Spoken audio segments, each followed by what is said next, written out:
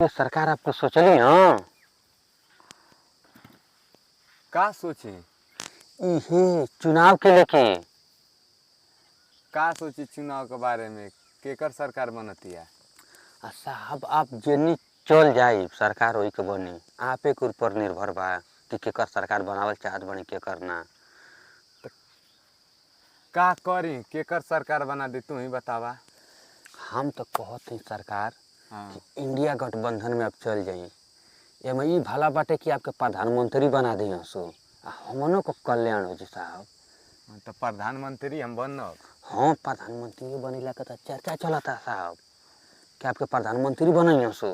तो पलट जाइले में भलाई बा। हाँ साहब हम तो ये कहब कि पलट जी और सहूँ अपन इज्जत कहाँ बा साहब। 4-5 बार का पलटले बनी जा एक बार अभी पलट जाई कहिया ले मुख्यमंत्री रहब आप प्रधानमंत्री बनी अब। सही बात बा।